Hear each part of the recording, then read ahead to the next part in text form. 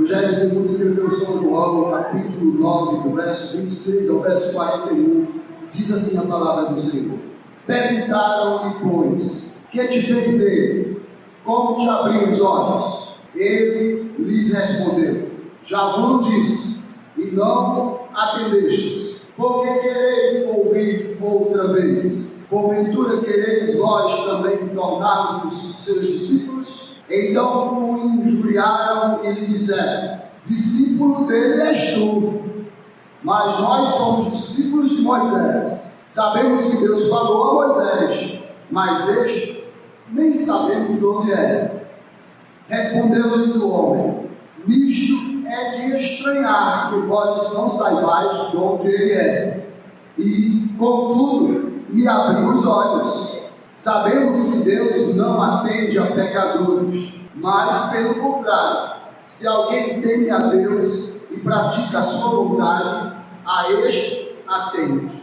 Desde que há mundo, jamais se ouviu que alguém tenha aberto os olhos ao cego de nascença. Se este homem não fosse de Deus, nada poderia ter feito.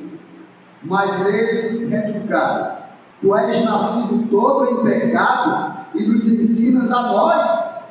E o expulsaram.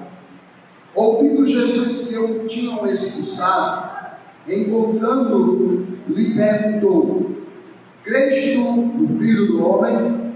Ele respondeu e disse, quem é, Senhor, para que eu nele creia? E Jesus lhe disse, já o tens visto, e é o que fala contigo. Então afirmou ele, creio, Senhor, e o adorou.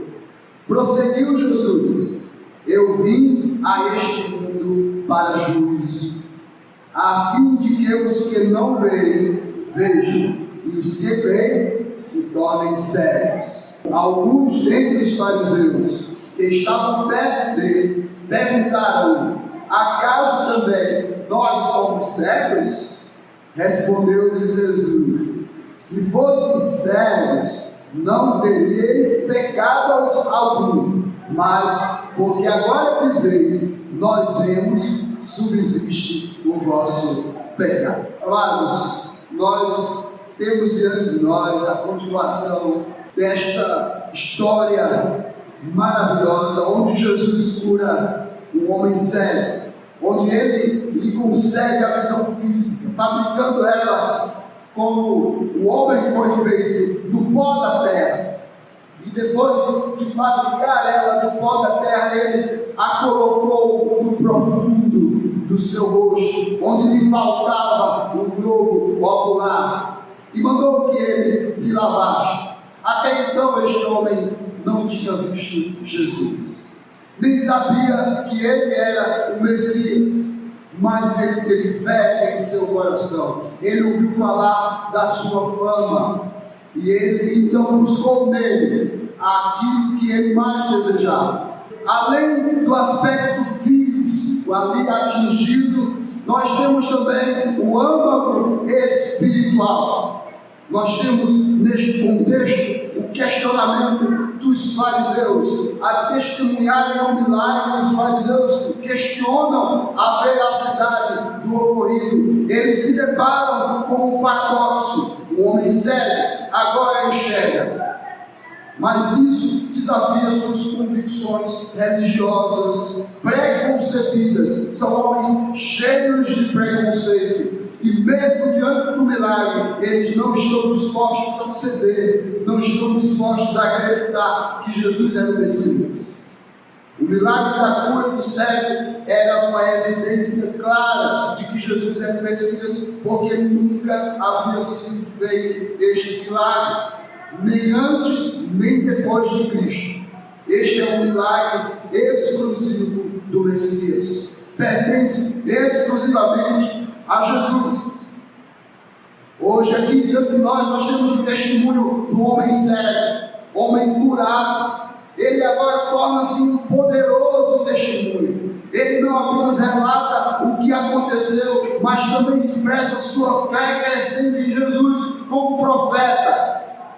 Ele não sabia que Jesus era o Messias, mas entendia que ele era alguém enviado por Deus.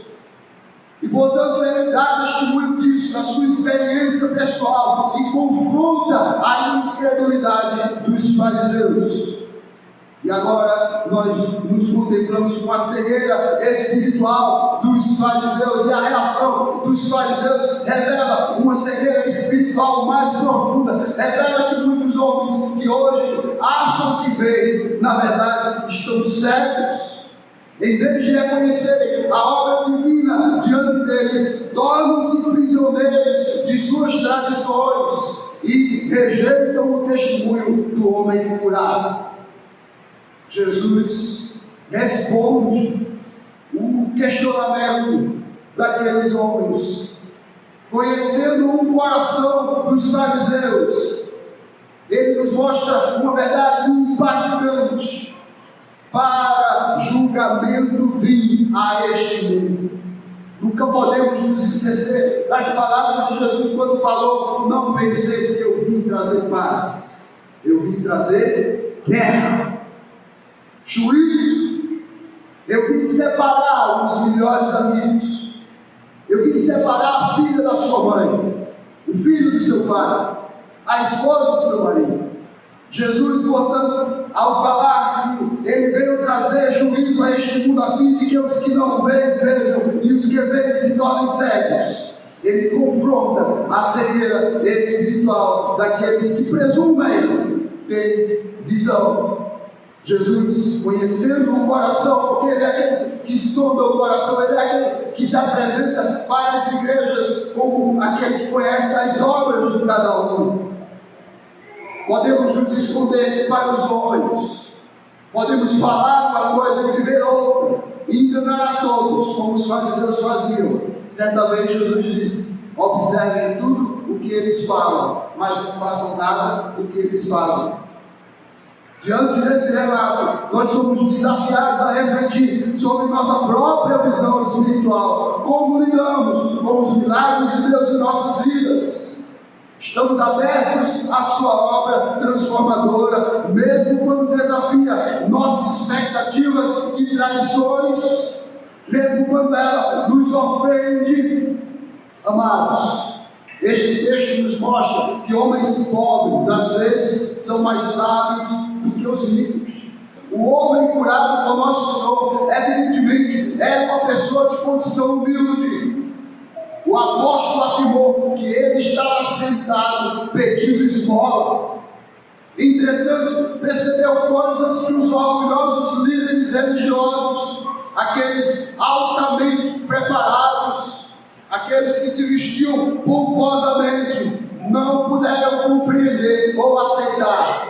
Ele viu no milagre de nosso Senhor uma irrefutável prova de sua comissão divina, pois declarou: se este homem não fosse de Deus, nada poderia ter feito.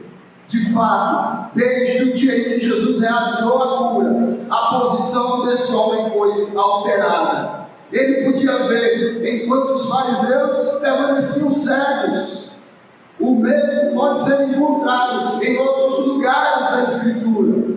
Os servos de Faraó reconheceram o dedo de Deus nas pragas do Egito. Quando o coração de seu monarca ficou endurecido, os servos de Naamã perceberam a sabedoria do conselho de Elias, enquanto seu senhor estava retornando para casa irado. Naamã, meu senhor, não faça assim. Se ela tivesse pedido para fazer uma coisa difícil, o senhor não faria? Vai lá, faz o que ela diz. As pessoas de posição elevada geralmente estão cheias de arrogância, de orgulho. Os grandes e os nobres frequentemente são os últimos a aprender lições espirituais. Suas riquezas e posições quase sempre cegam os olhos do seu entendimento e os mantêm longe do reino de Deus. É muito difícil encher um copo que já está cheio. É preciso se esvaziar, é preciso se humilhar. Somente se nos achegarmos assim diante de Deus é que seremos exaltados. Está escrito que não foram chamados muitos sábios segundo a carne, nem muitos poderosos, nem muitos ricos de nobre nascimento. Portanto, não se entristeça se você não é rico, porque é mais fácil um camelo passar por um fundo de uma agulha do que um rico entrar no reino dos céus. O cristão pobre jamais deve sentir-se envergonhado de sua pobreza. Ser orgulhoso, incrédulo e voltado às coisas do mundo é um pecado, mas não ser pobre. Ser pobre não é pecado nenhum, como dizem os falsos pregadores, os coaches que estão assumindo os púlpitos dessas igrejas, que estão conduzindo a muitos para o inferno. As próprias riquezas que muitos desejam possuir são vendas que tapam os olhos das almas dos homens e os impedem de ver Cristo. São elas que estão levando eles para o inferno. Quanto mais o homem possui neste mundo, mais ele é possuído pelas coisas que tem, mais avarento ele se torna, mais arrogante ele se torna, mais supina ele é. O ensino ministrado pelo Espírito Santo é mais encontrado entre os simples e menos entre os ricos e cultos. As palavras de nosso Senhor são frequentemente confirmadas como verdadeiras. Ele nos diz lá em Marcos 10, 23, quão dificilmente entrarão no reino de Deus os que têm riquezas. E muitos cristãos estão aí atrás de riquezas, sem se lembrar que a Bíblia diz que caem muitos males os que estão atrás de riquezas. A Bíblia também nos diz que o Senhor ocultou estas coisas dos sábios e instruídos e as revelou aos pequeninos. Em segundo lugar, eu quero que você observe nestes versículos a crueldade e a injustiça com as quais os homens incrédulos às vezes tratam aqueles que não admitem suas opiniões. Eles são muito cruéis em seu tratamento.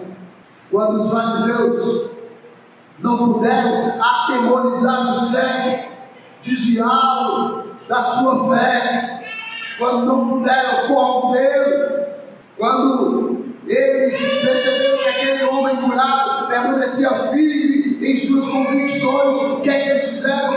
Expulsaram-no da comunhão judaica, visto que ele fora curado. Era um instrumento para testemunho do poder de Deus, mas isso não interessava para eles. Então, visto que ele ousadamente recusou-se a negar a evidência de seus próprios sentimentos, os fariseus excluíram-no de sua comunhão religiosa e o sujeitaram a uma vergonha pública. Fizeram isso com Martinho Lutero, quando ele permaneceu convicto na palavra de Deus, firme em suas convicções. A Igreja Católica o excomungou. Ele pegou a carta epístola papal e queimou-a diante de todos. Eles o expulsaram e o consideraram como um gentil e publicano. A injúria temporal que esse tratamento causou àquele homem foi realmente grande. Ele ficou privado dos privilégios visíveis da religião judaica, tornou-se objeto de escárnio e suspeita entre todos os verdadeiros israelitas. No entanto, essa injúria não poderia lhe causar danos à alma. Não devemos temer os homens. Eles podem fazer mal ao corpo mortal, mas não à nossa alma. Devemos temer a Deus, porque Ele pode lançar tanto o corpo quanto a alma no inferno.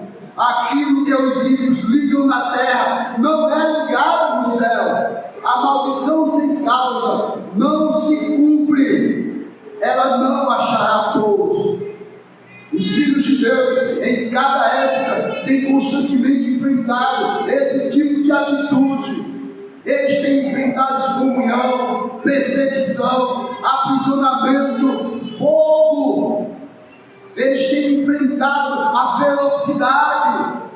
Têm sido armas favoritas dos tiranos eclesiásticos, sendo incapazes, assim como os fariseus, de responder os argumentos. Eles têm recorrido à violência e à injustiça. Os filhos de Deus devem consolar-se com o pensamento de que existe uma verdadeira igreja, da qual nenhum homem poderá expulsá-los. E há uma membresia eclesiástica, da qual nenhum poder terreno seria capaz de excluí-los. Abençoado é somente aquele que Cristo abençoa, e amaldiçoado apenas aquele sobre quem Cristo pronuncia maldição. Não é o diabo que tem poder para amaldiçoar, é Jesus para abençoar e para amaldiçoar. E no último dia, estas verdades serão visíveis para todos. Em terceiro lugar, vemos nesses versículos a grande bondade e condescendência do Senhor.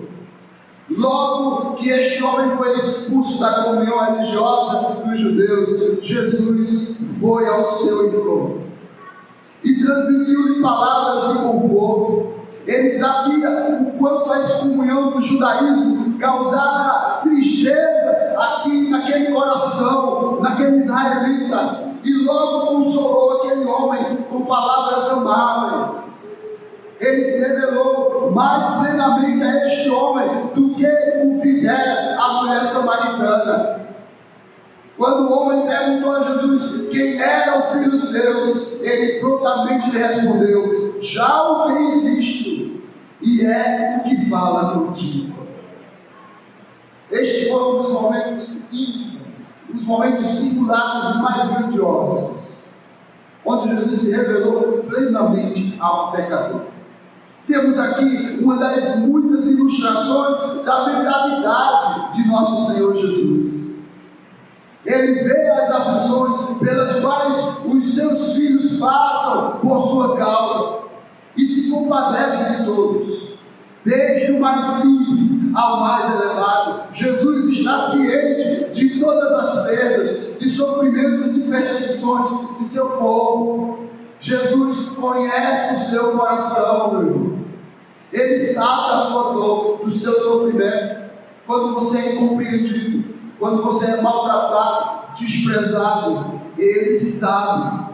Não estão elas escritas no seu livro, diz o salmista. Todos os dias da nossa vida estão escritos e determinados. Nenhum deles, o fio de cabelo cai despercebido.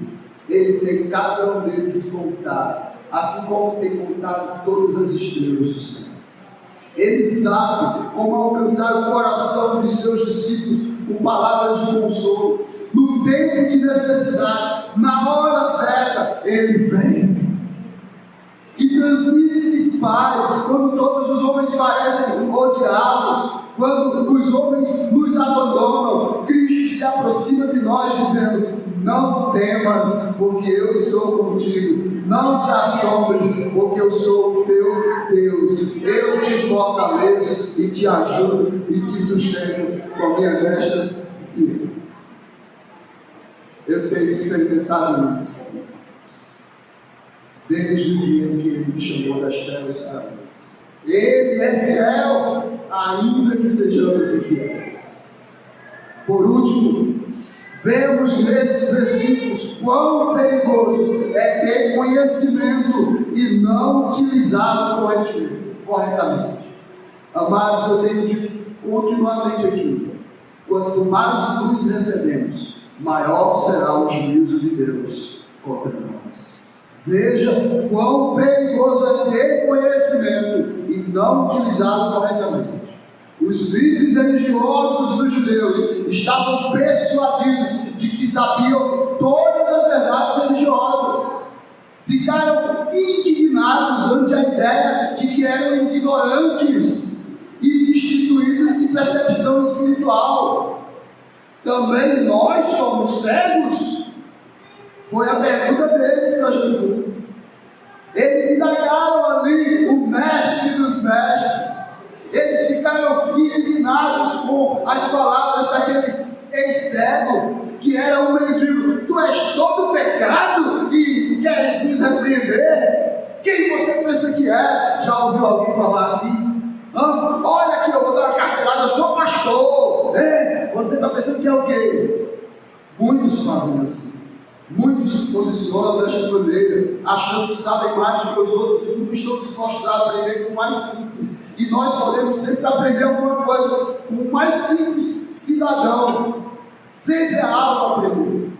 Mas aqueles homens estavam cheios de arrogância e de orgulho. e até a Jesus eles estavam questionando. Então veio a poderosa resposta, e Jesus chega para ele e diz: se fossem cegos, não tereis pecado algum, mas porque agora dizeis, nós vemos, subsiste o vosso pecado. Será que você entendeu estas palavras do Senhor? Será que aqueles homens entenderam estas palavras? Conhecimento, sem dúvida, é uma grande bênção. O homem que não pode ler, que não busca conhecer e crescer e prosseguir conhecendo, este homem não está seguindo a Jesus corretamente. Porque o nosso Senhor, Ele nos inspira a crescermos a cada dia, a alcançarmos um degrau mais alto, a sermos hoje melhor do que ontem. E para isso é preciso ler, é preciso estudar, é preciso buscar o conhecimento. Se há presbíteros, entende-se que estes são homens instruídos na palavra, como diz a Bíblia. Se há pastores, também. E se somos membros de uma igreja que leem a Bíblia, nós também buscamos sempre conhecer mais e mais sobre o nosso mestre. É por isso que a cada ano o nosso desafio é ler a Bíblia toda. Para chegar em dezembro e dizer, li mais uma vez. E quando lemos, a gente novamente percebe coisas que ainda não havia percebido. E aprendemos, e crescemos mais e mais na graça do Senhor. O homem que não pode ler e que vive em completa ignorância das Escrituras encontra-se numa situação deplorável. O homem que diz, eu não gosto de ler, e nessa geração perdida, onde o povo vive escravizado pelo celular, nós vemos o quão deplorável está esta geração. Deplorável é o homem que abandonou a leitura. Está a mercê dos falsos ensinadores que o assediam. Talvez aprenda crenças absurdas e siga práticas corruptas. Por quê? Porque o povo se perde por falta de conhecimento. Qualquer educação, meus irmãos, é melhor do que nenhuma. Não é não, Adair? Qualquer educação é melhor do que nenhuma. Os professores estão aqui e com certeza estão validando esta palavra. Mas quando o conhecimento serve apenas para confundir a mente do homem e não influencia sua vida e coração, torna-se um bem perigoso. Eu tenho sempre dito ao Alain, eu quero que você venha ensinar aqui na igreja. O conhecimento que você está adquirindo tem que ser transmitido, não é? Se você adquirir conhecimento e não transmiti-lo e não guardá-lo, isto será um acabouço para que você caia nele e ali você se perca. E quando aquele que o possui mostra-se exaltado e satisfeito consigo mesmo, imaginando que sabe tudo, o resultado será um dos piores estados do espírito que uma pessoa pode cair. Eu vi muitos seminaristas saindo do seminário inchados, feito um baiacu. Já viu um peixe que infla-se e fica maior do que ele é, só para enganar os outros? Pois é, agora eu sei tudo. E muitos desses acabaram com as suas igrejas. Há mais esperança para aquele que diz: sou um pobre pecador, desejo que Deus me ensine, do que para aquela pessoa que está sempre declarando: eu sei, não sou ignorante, não preciso falar disso não, que eu já sei. Essa pessoa continua apegada aos seus pecados, e o pecado de tal homem subsiste. Utilizemos diligentemente o conhecimento espiritual que possuímos e supliquemos sempre que Deus nos conceda mais. Essa deve ser a nossa oração. Por mais que eu esteja cheio, Senhor, eu quero mais de Ti, mais do Teu Espírito, mais da Tua palavra. A nossa constante súplica deve ser a mesma que Davi, com frequência eu pronunciava. E eu quero concluir com estas palavras. Abra, por favor, no Salmo 86, para que leiamos juntos. Salmo 86, verso de número 11. Vamos ler? Ensina-me, Senhor, o teu caminho, e andarei na tua verdade. dispõe o coração para só temer o teu nome. Vamos lá. Querido Deus, é maravilhoso percebermos o quanto o Senhor é sábio, o quanto o Senhor é poderoso, o quanto o Senhor é bondoso para conosco. É maravilhoso aprendermos com homens pobres e percebemos que às vezes eles são mais sábios do que os ricos. E que também, ó Deus, podemos contemplar a Tua palavra a perversidade dos incrédulos, para nos afastar destas realidades e nos conduzirmos de maneira digna diante de Ti. E percebemos também o perigo do conhecimento mal utilizado, que só infla o coração, enchendo o homem de orgulho e de soberba, fazendo com que ele pense que não precisa aprender mais nada. Livra-nos, Senhor, de todo orgulho, de toda soberba, de toda arrogância, para que possamos com humildade dependermos de Ti e também falarmos como Davi falou. Ensina-nos, Senhor, a temer somente o Teu nome, ensina-nos a conhecer o Teu caminho, a te conhecer e a prosseguir em conhecer-te, Senhor. Esta é a minha oração, que a Tua palavra ela encontre abrigo em nossos corações e produza frutos que glorifiquem o Teu nome. Em nome de Jesus assim oramos. Amém.